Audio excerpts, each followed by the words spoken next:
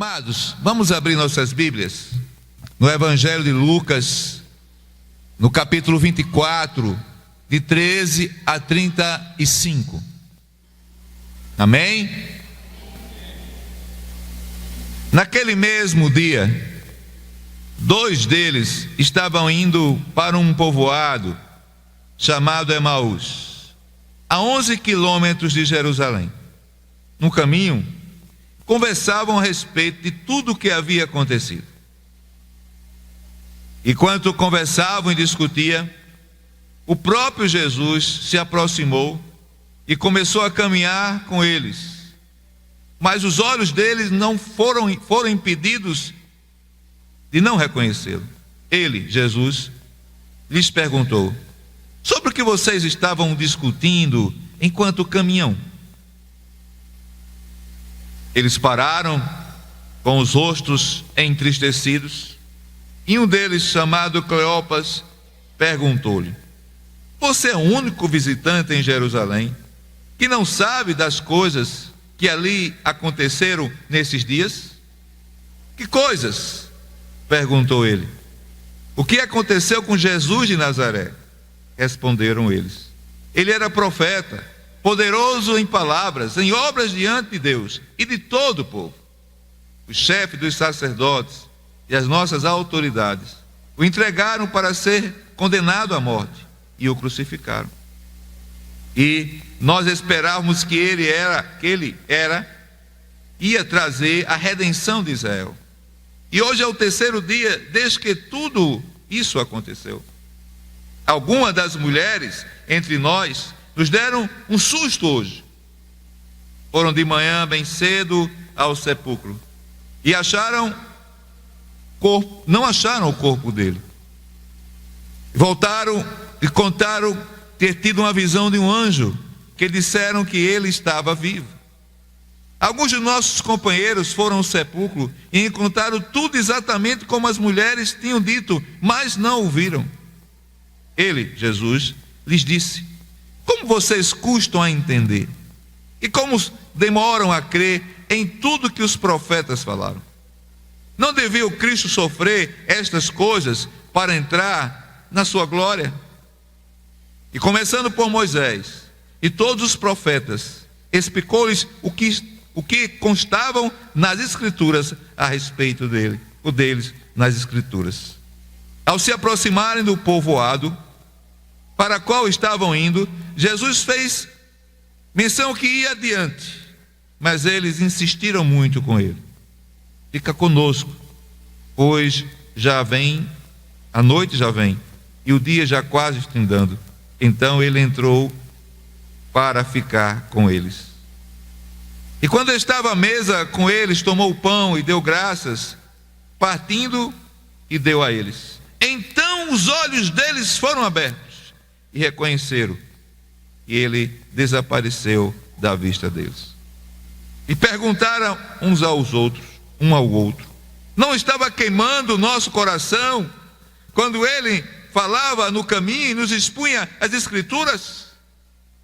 Levantaram-se e voltaram imediatamente para Jerusalém. Ali encontraram os 11 e os que estavam com eles reunidos, que diziam: é verdade, o Senhor ressuscitou, apareceu a Simão. Então os dois contaram o que tinha acontecido no caminho e como Jesus fora reconhecido por eles quando partiu o pão. Amém? Vamos orar. Pai querido e amado, nós estamos aqui nesta noite para te adorar, te louvar, exaltar o teu nome, porque tu és Senhor das nossas vidas. Eu te agradeço pelas pessoas que foram batizadas e publicaram a sua fé em Jesus. Mas eu te peço, Senhor, a iluminação do teu Espírito, para que essa palavra que foi lida, Senhor, possa ser interpretada, Pai, à luz da verdade, e pessoas aqui venham reconhecer que Jesus Cristo é Salvador e é Senhor. Em nome de Jesus. Amém. Amados, esse texto, irmã Adriana, que nós lemos, é muito conhecido de, creio que, quase totalidade da igreja. É o texto dos discípulos a caminho de Emaús. Eles não pertenciam ao grupo mais íntimo de Jesus, não. Talvez pertencesse àqueles 70 que Jesus enviou para fazer evangelismo em Samaria. Mas os dois compartilhavam também, Janaína, do mesmo sentimento dos amigos íntimos de Jesus. Porque a vida e as palavras de Jesus foram tão eloquentes que nem mesmo a morte, Zé Carlos, pôde abafar as palavras de Jesus. Era necessário, queridos, que aqueles homens recebessem uma visita de Jesus, porque a tristeza, a dor, a perda, a dor mais profunda eram tão grandes que eles estavam em dúvida se tinham esperança ou se caía na real, como se fala hoje. Eles não entendiam que aquele momento, irmão Siron, era desígnio de Deus para a salvação do povo. E a nossa salvação também. E a sua salvação também. É necessário entendermos isso. E diz o texto no verso 15 que Jesus se aproximou deles. Mas eles estavam, irmão Joabe, irmão Monteiro, com os olhos impedidos de ver Jesus. Impedidos de ver Jesus. Mas Jesus caminhou com eles. E lá na frente, eles dizem que vão entrar, Jesus diz que vai passar, mas o Senhor desejava, naquele momento, que eles convidassem para que Ele ficasse com eles. Por isso, o tema, irmã Miriam, da nossa mensagem é: fica conosco, Senhor. Vamos repetir todos esse tema bem bonito, bem forte, vamos lá? Fica conosco, Senhor. Amém? E é necessário entendermos isso, porque só ficando com eles, Jesus poderia vencer as dificuldades e poderia levá-los a vencer também as suas próprias dificuldades. Para responder às frustrações, enfatizar a esperança. Jesus tinha que ficar com eles para quebrar com as frustrações, enfatizar a esperança. Em Lucas 24, 19 diz: que coisas? Perguntou ele. Jesus perguntou. O que aconteceu com Jesus de Nazaré? Responderam eles. Ele era profeta, poderoso em palavras, obras, diante de Deus e de todo o povo. Ou seja, esse Jesus que era poderoso, profeta, homem de Deus, estava conosco. Nós críamos nele, que ele fosse o líder político que viesse restaurar, resolver as questões de Israel. Eles acreditavam nisso. Por isso que Jesus tinha que ficar com eles. Aqui eles revelam que tinham grande esperança que Jesus fosse o libertador de Israel. Mas sua morte tinha frustrado aqueles homens. Jesus era profeta de Deus, poderoso, realizou muitas coisas, e o poder divino estava sobre a pessoa de Jesus. E esses dois discípulos, Marcos, alternavam sentimento de desespero e de esperança. Veja bem, o que é que eles dizem adiante? Já estava morto há 3 dias. Isso despedaçava a sua maior esperança em Jesus. Mas corria rumores, irmã Jacira, de que a morte não podia detê-lo. Então esses dois sentimentos, irmão José, havia no coração deles. O sentimento de desespero por ter perdido o mestre, e o sentimento de esperança porque alguns diziam que ele tinha ressuscitado. Afinal de contas, ele ressuscitou a Lázaro? Sim ou não? Sim ou não? Sim. Ele ressuscitou filho da viúva de Naim. Ele ressuscitou a filha de Jairo. Ou seja, ele tinha poder para vencer a morte. E como alguém que tinha poder para vencer a morte, o túmulo seria o seu último lugar. Não podia ser. Não podia ser. As palavras das mulheres que viram o túmulo vazio, o anjo que elas afirmavam terem dito que ele estava vivo, Aristóteles.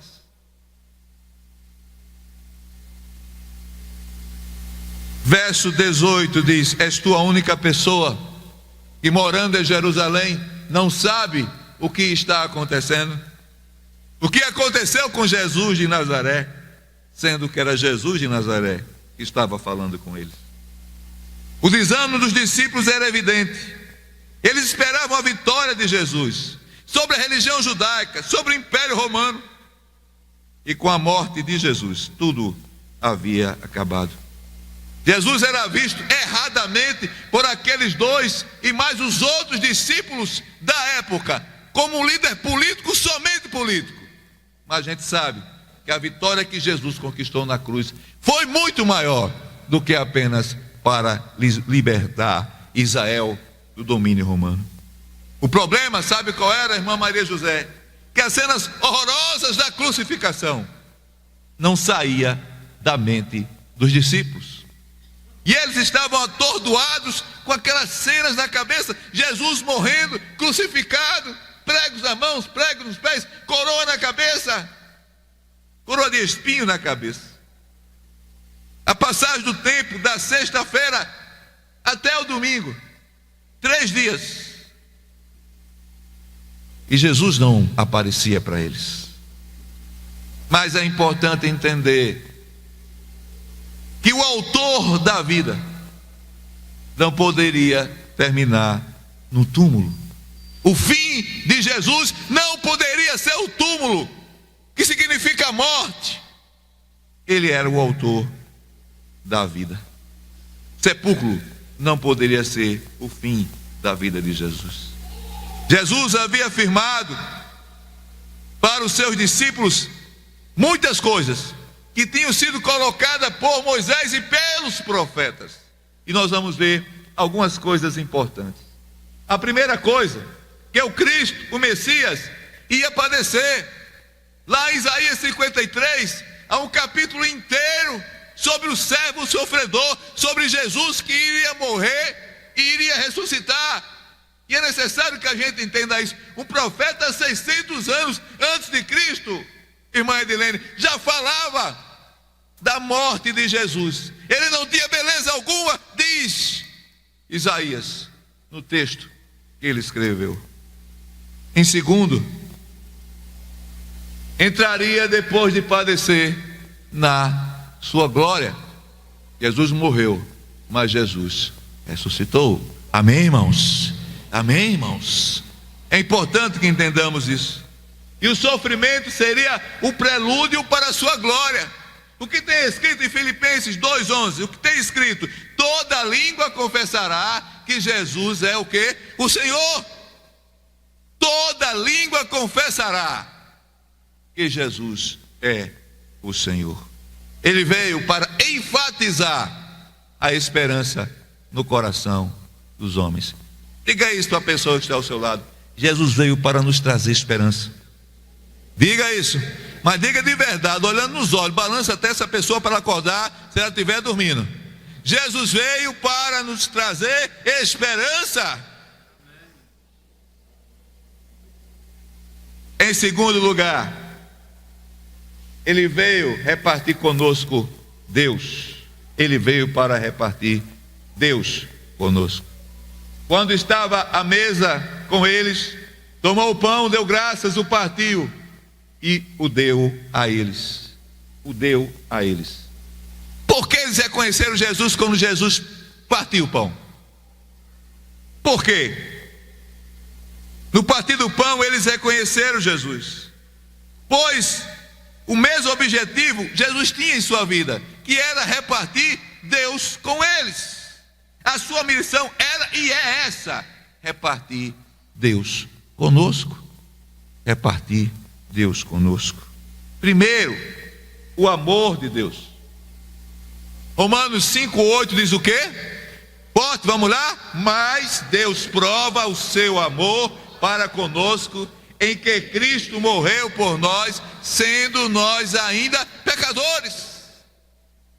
Mesmo que como pecadores possamos agredir a santidade de Deus, mesmo que como pecadores possamos ser até, entre aspas, inimigos de Deus, mas Deus prova o seu amor enviando Jesus para nos salvar, para salvar você, para me salvar, para nos salvar, irmão. Essa palavra é para você, é para o seu coração, é para a sua vida. E é necessário que você reconheça isso, que Ele veio para morrer por sua causa, e você era pecador, e você é pecador, mas com Jesus Ele pode transformar a sua vida. Não adianta dizer: não, o meu pai é crente. Adianta, Adriana, dizer isso. Adianta dizer: o meu marido é crente, o meu esposo é pastor, eu tenho um tio lá na Argentina que é missionário. Não adianta, irmãos. A fé é individual, é pessoal e intransferível, e gratuita e intransferível. Ninguém transfere fé. Cada um deve ter a sua própria fé no Senhor Jesus. Jesus prova o amor por mim e por você. Ele veio repartir Deus conosco. Por isso, no partir do pão, eles reconheceram que ali estava, Poliana, a pessoa bendita de Jesus, ressurreta. Segundo, Ele veio repartir a paz. Deixo-lhe a paz, a minha paz lhes dou. Não a dou como o mundo a dá. Não se perturbe os seus corações, nem tenham medo. Jesus fez aí um paralelo entre a paz que Ele pode dar e a paz que o mundo pode dar. Qual é a paz que o mundo pode dar? Qual é a paz que o mundo pode dar? Alguém está em paz estando somente no mundo político, social? Que tipo de paz este mundo pode nos dar? Que tipo de paz? Jesus pode dar paz aos nossos corações. Jesus pode dar.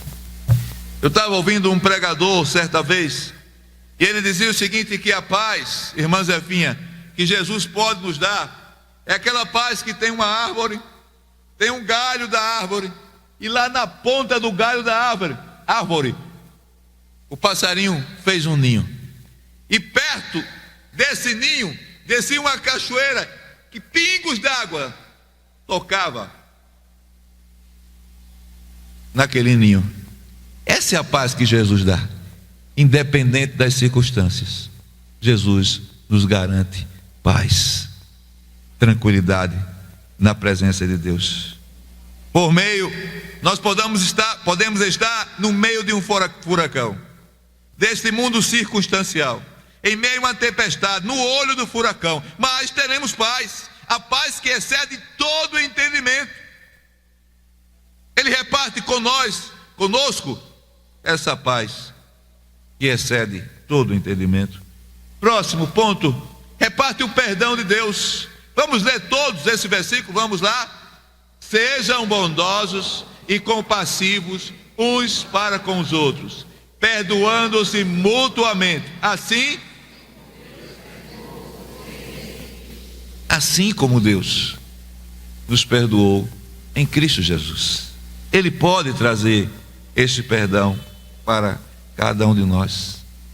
Basta abrir o coração e crer na pessoa bendita de Jesus Cristo. Ele pode repartir o perdão de Deus conosco. Outro, a alegria de Deus, porque a alegria do Senhor é a vossa força. A alegria do Senhor é a vossa força. Muitas vezes a gente encontra um cristão que perdeu o pai ou o filho pouco tempo atrás. A gente sente que ele ainda está chorando, mas a gente sente que é um choro diferenciado. Eu estava em Petrolina uma vez e estava vendo o enterro de uma irmã que era membro da nossa igreja. Como pastor, é claro que eu fui, e ali estávamos já prestes a sepultar a irmã, e nós ali cantávamos hinos de louvores a Deus. Tristeza havia, mas havia esperança de vida eterna com aquela pessoa. Enquanto a gente estava naquele momento ali, irmão Luciano, entra um enterro, irmão Marcos, de uma pessoa que não era cristã. Mas havia ali um desespero, havia ali falta de fé, havia ali falta de esperança, porque aquela pessoa que tinha morrido nunca tinha entregue a vida a Jesus, talvez nunca tinha entrado nem dentro de uma igreja evangélica, como vocês hoje estão. E era tão grande o tumulto, irmã Jacinta, que até caiu dentro da cova uma pessoa e foi obrigado a tirar essa pessoa. E eu vi ali claramente a diferença entre o sepultamento de alguém que creu em Jesus, que é choro, há lamento, mas há esperança.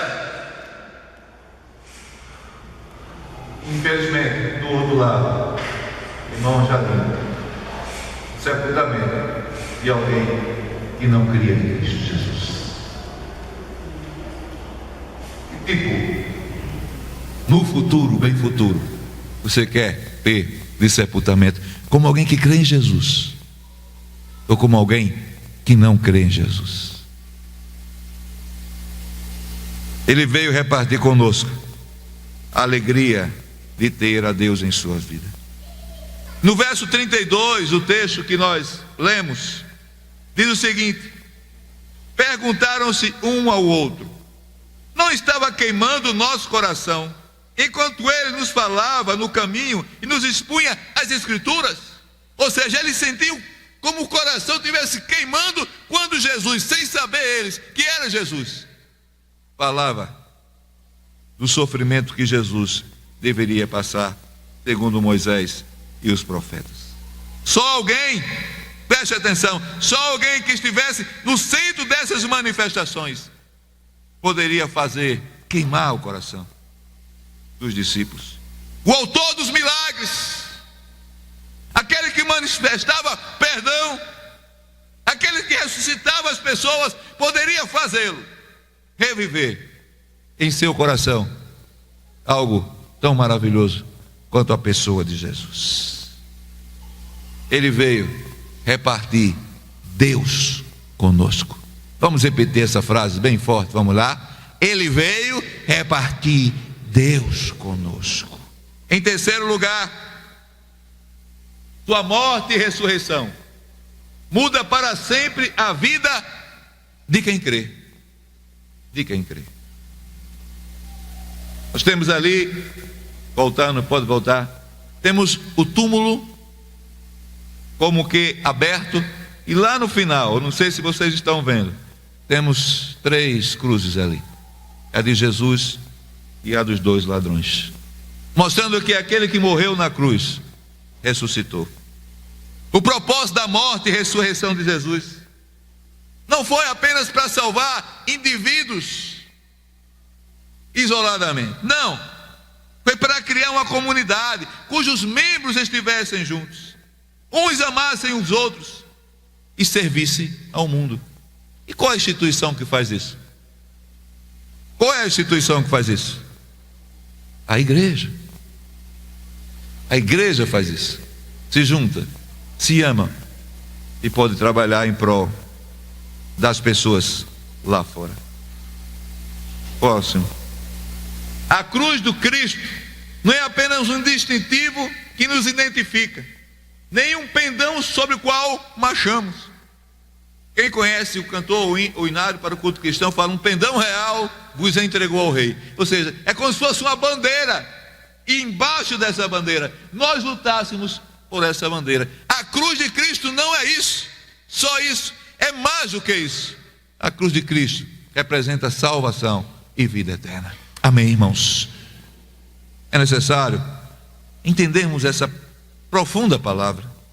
A cruz e a ressurreição mudou em nós o nosso relacionamento com Deus, com a gente mesmo e com o próximo. Com Deus, porque nós entramos na sua presença com ousadia, como diz a carta aos Hebreus. Pois nós já fomos justificados, redimidos, libertados e reconciliados. Temos a liberdade e a franqueza de dizer ao Todo-Poderoso: eu estou aqui. Eu, que sou pó, que não sou nada, mas eu estou aqui diante de ti e reconheço que tu és Deus. Eu sou um pobre pecador. Antes tínhamos medo de Deus, mas agora o amor expulsa o medo. O temor não mais existe em nossas vidas, irmã Eliane. Sabe por quê? Porque Ele nos amou primeiro. Amém? Porque Ele nos amou primeiro. Para conosco mesmo. Há textos na Bíblia que fala: esse pão é da aflição dos nossos pais comiam no passado. Mas agora, sabe o que a gente entende, irmã Laurinete? É quando Jesus diz: esse é meu corpo que é dado por vocês. Esse é o meu sangue que foi derramado por vocês. Irmãos, isso é a verdade da palavra de Deus. Basta que cada um de nós tome uma decisão ao lado de Jesus e faça de Jesus o seu Cordeiro Pascual. Que faça de Jesus aquele que por você morreu, e você não apenas acredite, mas você creia, coloque toda a sua vida nessa fé que está na pessoa de Jesus, que morreu por você, que ressuscitou por você. Basta que você creia na pessoa de Jesus. A fé cristã nos faz lembrar sempre que a cruz de Jesus e a sua ressurreição aconteceu por minha causa e por causa de todos aqueles que creem no Senhor. Com o próximo, porque todas as vezes comer desse pão e deste cálice, vocês anunciam a morte do Senhor até que Ele venha. Até que Ele venha. Esse é o ato de proclamação, é o querigma, é a proclamação da igreja, é o conteúdo que temos a falar a todo mundo. Cristo crucificado é a nossa mensagem. Repito, Ele é o Cordeiro Pascual que morreu e ressuscitou para as nossas vidas. A liberdade está em Cristo, e morreu e ressuscitou por mim e por você. Você pode até sair daqui não crendo nessa mensagem, não dizendo sim a essa mensagem, mas saiba que foi por você que Ele morreu na cruz para lhe salvar. Concluindo, irmãos, os discípulos disseram: fica conosco, porque queriam o quê? Experimentar da esperança que só Jesus pode dar. Só Jesus pode dar. Quem tem a fé aqui no que os políticos dizem? Levante a mão. Ninguém. Ninguém. É muito difícil crer nos políticos, especialmente políticos brasileiros. Quem tem esperança na filosofia de que o homem é o centro do universo? Quem tem essa esperança nesse homem é o centro do universo? Não existe. Agora nós podemos ter esperança na pessoa bendita de Jesus. Amém, irmãos? Podemos ter sim esperança. Experimentar mais de Deus por meio de Jesus, pois somente Ele ou nele podemos conhecer a Deus. Não existe outro caminho, outro meio para conhecermos a Deus, senão na pessoa bendita de Jesus. Isso pode fazer o quê com as nossas vidas? Pode mudar a nossa vida.